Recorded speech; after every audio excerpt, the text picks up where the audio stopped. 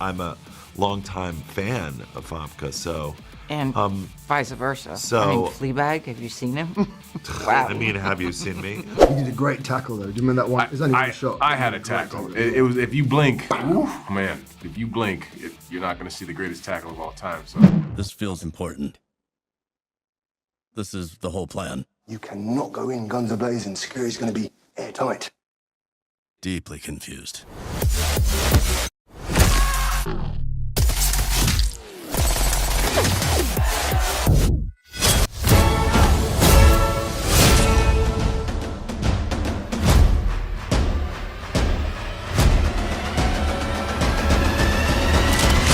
You gotta admit that was cool.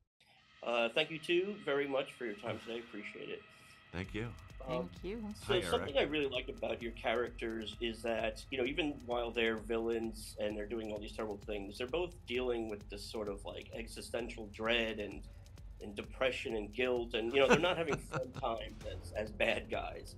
And I wonder what you could tell me about that aspect of your characters. Well, it was perfect timing after the pandemic. We'd had endless time to deal with dread insane. and to go insane. So that was my preparation for this character. Yeah, well, I mean, that was like present in the script, and I felt it was important to really dive into that as deep as I could, you know, and you know, whether you were like necessarily seeing everything in front of the camera or not, you know, that whatever was happening was fueling what he was doing. So it wasn't, you know, some stock villain character, you know, and that like deep pain and guilt and regret was fueling everything that he did. It was just so apparent in the script, and that's part of the reason I decided to do it.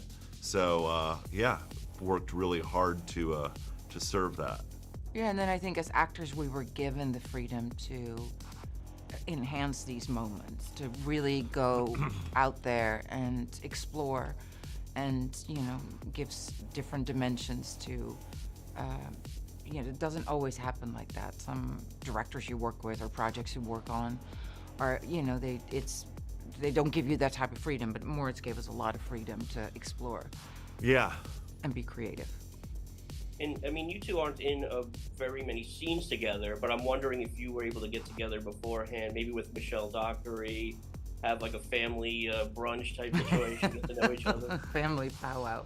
We didn't, did we? We didn't. No. But when we met, or maybe they did and they excluded me. I'm not sure, but I definitely I wasn't part of that. No. There was no family brunch. No. I mean, it was, you know, it was. We all met each other for the first time when we showed up to set, but you know, we're good. We're good at that, you know. And then, but it's always exciting because when you meet the person, and then also what you're, you know, I'm a longtime fan of Famke, so. And vice versa. So, I mean, Fleabag, have you seen him? Wow. I mean, have you seen me? So it's, you know, imagining things about, you know, knowing she was playing her, it, you know, that definitely fueled, you know, imagining Hilda and what the relationship there was. So, and then when we met, it, you know, fuels it even more. So, you know, and we all, I think, probably have personalities. I mean, we're actors, so, you know, we put it out there right away when you meet us, so. Well, Brett, I'd love to see maybe a spin-off or a prequel or something of your character as he tries to balance this life as evil henchman and, you know, struggling artist with this vision. You know, he wants to get out to the world. Yeah. No, that would be good, you know, like... You should also see what that childhood was like for all of these people. Yeah, exactly. No, yeah. His lovely, you know, Gideon, dysfunctional family. Yeah. No, in his mind, he's a tortured artist. And that was one of my favorite things, was dealing with the play that he'd written.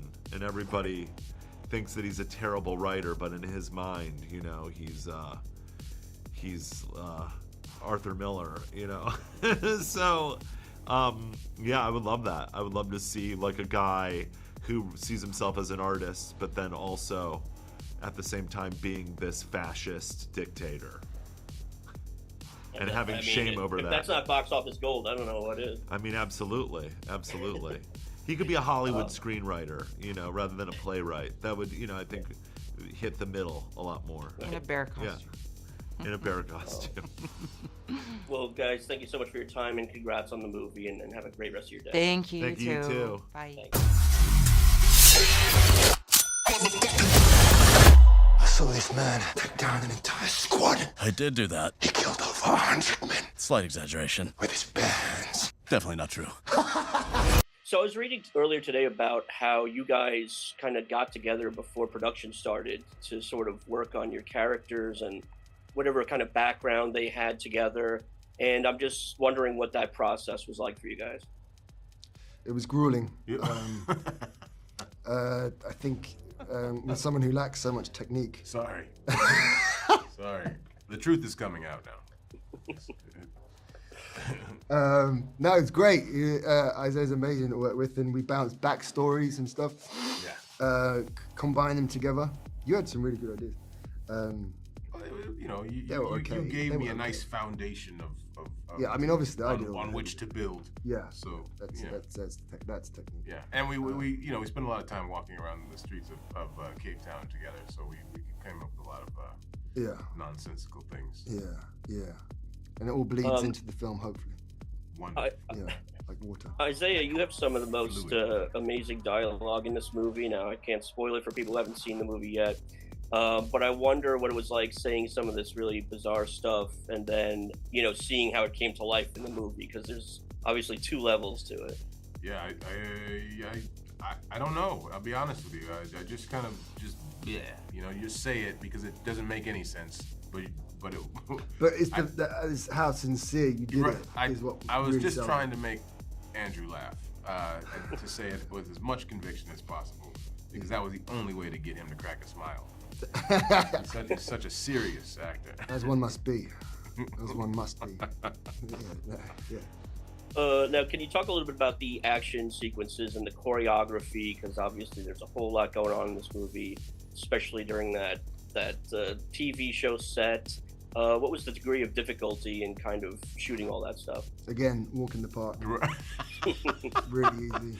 We didn't have the heavy lifting. The Bill had most of the heavy lifting. If you saw his fight scenes, they were pretty extensive. And David was an amazing choreographer, so I think he kind of made it easier for the 2 of us to kind of. You did a great tackle though. Do you remember that one? It's only one shot. I had a tackle. It was, if you blink, if you blink, you're not going to see the greatest tackle of all time. So yeah, it was a great tackle. People going down with that tackle. Right. You probably took a few people down. I wish it wasn't a night scene, so you could have seen the tackle. Seen the tackle, yeah. but, Maybe like slow mo as well. Slow motion would have been nice. Yeah. But yeah. Like and then coverage. The worst part about it was yes, I only had one action stunt, and then Andrew puts the button on it, so the kind of stunt goes away, and his character comes in, and then you laugh at him, and then moving on to the next scene. Yeah. Andrew, you're working with looks like a difficult costume in that sequence. Was that tough to navigate? Yeah, it was actually. It was because it was Cape Town this summer. It was. Yeah. Oh, That was very hot. Yeah. Pungent. In Yeah. that Yeah. costume. It became very. The goat suit and I became one at one point. Nice. You didn't know where the goat ended and Andrew began. That's what he's trying to say. And that's really, again, character work. That's where do I begin? Where does the character? Right. And that was a metaphor, really. Really method. Yeah. And what was it like for you guys working with Moritz, the director? Because obviously, it was his first film, a feature film, but you would never know it watching it. What was it like on set? No good. Yeah. It was great.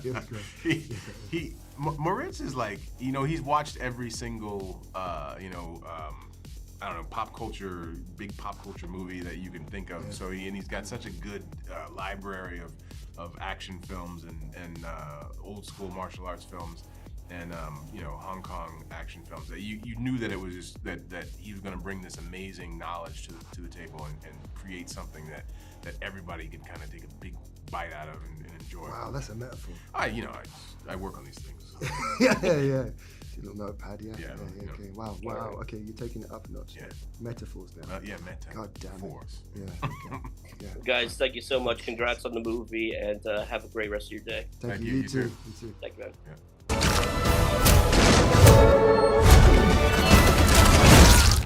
Read my lips. Hi, Moritz. Thanks so much for your time today. Hey, Eric. How are you doing? Great, and gotta say congrats on the movie. Thank you. I know it's been a long time coming, several years you've been working on it. What's it like now that it's about to hit theaters any day now? Crazy. It's been a rush. It's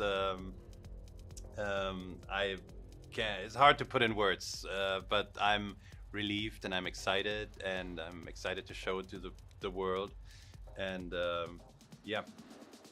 I was reading a little bit of the press notes earlier, and it seemed like there were many starts and stops, and maybe several points where you could have given up and said, "Look, I got to move on to something else," but you never did. Obviously, what was it about this project that made you just so determined to get it to the big screen? I mean, it was my baby from the very start in 2016. Just funny because I had my kid a year later, and who's now exactly almost the same age as the movie. So there's always this. Just a weird parallel, and Right.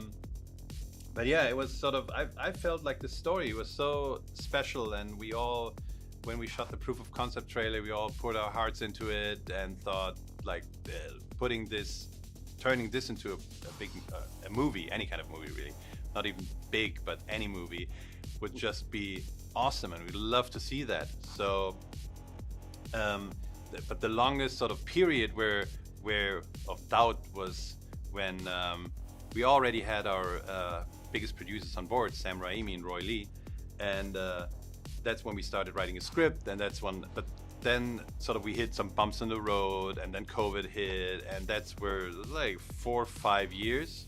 So Wow. You don't quit when Sam Raimi's still standing there and going like, no, we can make this might still work. So that was really sort of a relief. It was still hard though, but it was at that point giving up felt like not even an option. And working with Sam Raimi, I assume, was a thrill because I got to assume you grew up with his movies just as I did. Yeah. What were his contributions to the film, and what was collaborating with him like? Sam sort of has this the way he works as a producer. He was very heavily involved in the script writing, like lots of sessions where he talked about the story, what he thought worked and not worked, and all that. So that was great because you had somebody that sort of truly understands the genre of what we're doing. And then he was during the shoot, he was a bit hands off. He was like, "Go do your thing, Moritz. I trust you." And then in the editing room, he came back again and was like, "All right, now let's get this baby on the road." And that's when he sort of got involved again. It was like, and having a partner that's sort of asking the right questions and is just there. So like there were days when it was like, "Oh, this was just like a free masterclass, just like doing this for a day or two." And yeah, it was an amazing experience, really. So, how close? I mean, I'm sure you did not have too much money for the proof of concept sizzle reel thing, but how close ultimately is the final product to that original vision? I feel it's pretty close. Like there's sort of on all fronts, really. I mean, I think it's somewhere online. You can find it. Okay. But we stuck pretty close to what we planned to do, and it got even better, like because all of the amazing actors and the screenwriters, and just like how it evolved into something that was even better than the original trailer. There's several standout sequences. I mean, people should see for themselves, but was there one sequence that was particularly tough to do or just time consuming? Oh, there were a lot. Like move. Probably every action sequence, right? Yeah. It's the obviously the action sequences are really like tough to shoot, and Dave Shatarsky, our action director, did an amazing job there. And it's sort of just that part because it's very technical and it's exhausting. Like if the actors perform, they get tired, and sometimes they have to do it so often, and then you have to synchronize it with the camera work and all that. So there's a lot of things that can go wrong, and getting it right is just, it takes time. But I think for me, there was not really one particular scene that sort of stuck out as being, well, the showdown, not the showdown scene, but sort of the towards the end, the bunker scene with Hilda. COVID struck us for a moment there, and we had to shoot with a lot of doubles over the, which was supposed to be 1 day, was suddenly 3 days, and half of the actors were missing, and we were sort of just like switching around and trying to make it work so it wouldn't break our neck in the last days of shooting. That was tough. COVID was still, not great. Yeah. Well, it all came together, and congrats again, and looking forward to the next one, man. Thank you so much. It was great. Thanks. Have a great day.